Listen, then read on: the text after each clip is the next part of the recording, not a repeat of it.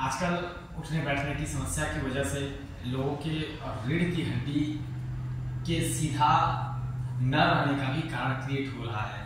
नमस्कार, ये गुरु संदीप तिवारी। आज हम लोग चर्चा करेंगे अपनी रीढ़ की हड्डी को सीधा कैसे रखें योग के माध्यम से, योगासनों के माध्यम से। तो सर्वप्रथम हम लोग चर्चा कर रहे हैं योगासन। तो बैठ करके पीठ के बल और पेट के बल कई प्रकार से योगासन होते हैं। इन सारे आसनों के सहयोग से हम अपने स्पाइन को बिल्कुल सीधा रख सकते हैं और स्वस्थ एवं सुदृढ़ बना सकते हैं। तो शुरुआत करते हैं हम लोग। सबसे पहले दंडासन करेंगे। दंडासन क्या होता है? ऐसे दोनों पैर फैला करके बैठ जाएंगे, बिल्कुल सीधा। यूं कमर के बगल में हाथ रखेंगे, ऐसे सीधा एकदम शरीर के अंदर ही रहेगा। यूं हथेली जमीन से लगा देंगे और पूरा यहां से यहां तक, एड़ी तक सारा अंग जमीन से सटा रहेगा। श्वास खींचते हुए उंगलियों को आगे की ओर ले जाएंगे, पूरा शरीर ऊपर खींचेंगे, एक भी अंग जमीन नहीं छोड़ेगा, केवल ऊपरी भाग को ऊपर खींचेंगे और उंगलियों को आगे की ओर खींचेंगे श्वास खींचते हुए।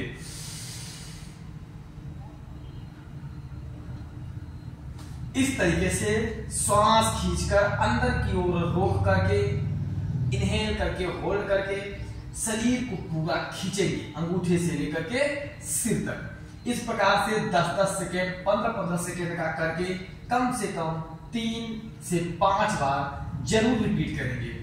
अब इसके बाद करेंगे क्या? पश्चिमोत्तानासन। अगर आदमी को स्पाइन की समस्या नहीं है या फिर टेलबोन, L6, L3 इन सब तरीके का समस्या नहीं है, जिसमें फॉरवर्डिंग डॉक्टर वगैरह बोल देते हैं फॉरवर्ड बेंडिंग नहीं करना है, तो ऐसे स्थिति में क्या करना रहेगा?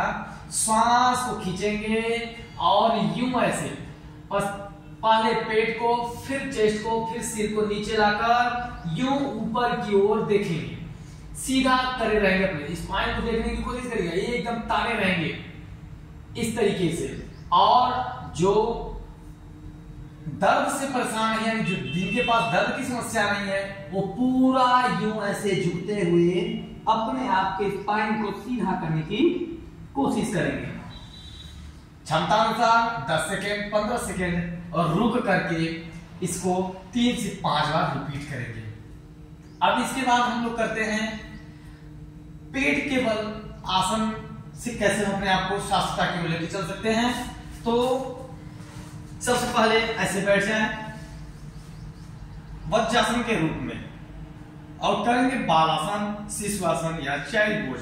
श्वास को खींच लें और धीरे धीरे पहले पेट, फिर चेस्ट और फिर ठुड्डी ऐसे जमीन से लगा करके पूरा स्पाइन खींचने के बाद ऐसे खींचे, पूरा स्पाइन खींचकर ऐसे एल्बो को जमीन से लगा दें और इस तरीके से बिल्कुल स्पाइन को खींचते हुए रिलैक्स मोड में रह जाए। श्वास लेते हुए उसी तरीके से उठेंगे जैसे गए होते हैं।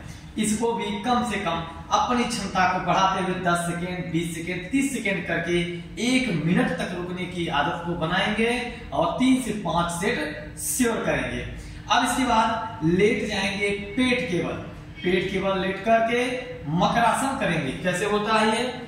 यूं ऐसे लेट गए पेट के बल, दोनों हाथ की कोहनी ऐसे सटा दिए और यूं ऐसे लगा दिए, उंगलियां दूर रहेंगी। अपने ठुड्डी से इस हथेली पे ऐसे दबाव बनाए रखेंगे।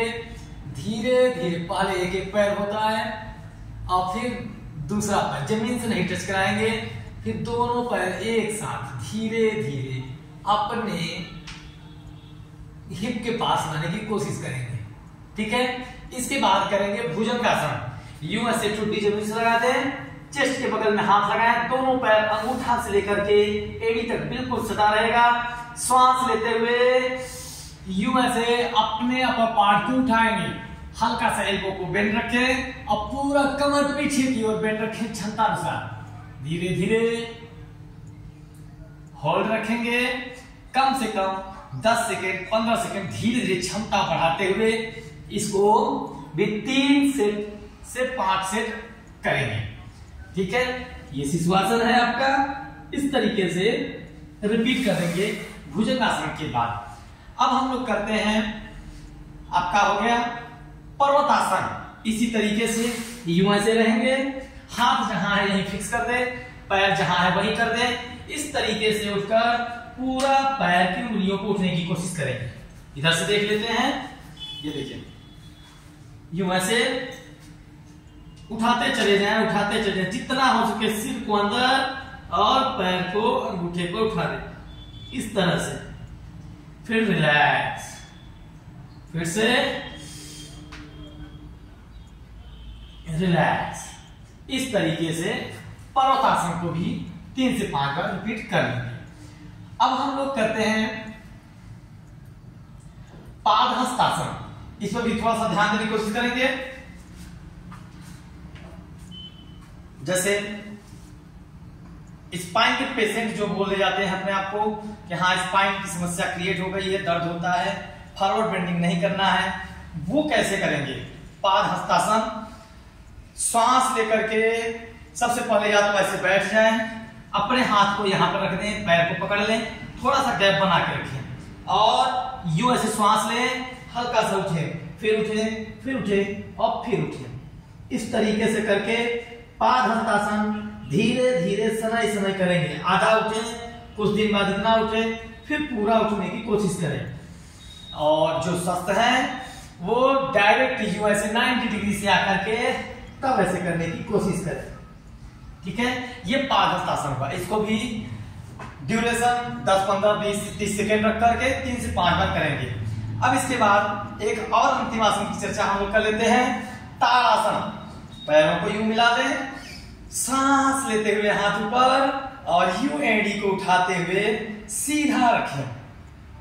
कम से कम 10 सेकेंड, 20 सेकेंड, 30 सेकेंड और रुकते हुए धीरे धीरे श्वास छोड़ते हुए टांगों के। इसको भी 5, 8, 10 राउंड जरूर पूरा करने की कोशिश करें। ये बहुत ही सरल सरल आसनों का संग्रह बनाया गया है और इनको करके हम न केवल रीढ़ की हड्डी को ही सीधा, स्वस्थ, मजबूत रख सकते हैं, बल्कि कई प्रकार की समस्याओं से भी हमको निजात मिलेगा। जाने अनजाने ये आसन का समूह जो हम बना रहे हैं, हम लोग करने जा रहे हैं, इससे कई प्रकार की बीमारियां खत्म होती हैं।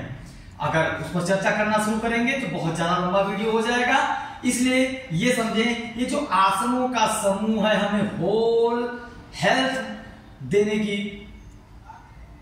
ताकत रखती है, क्षमता रखती है। बस हमें डेडिकेट होकर के प्रत्येक दिन कुछ देर अपने स्वस्थ शरीर के लिए देने की जरूरत है। नमस्कार।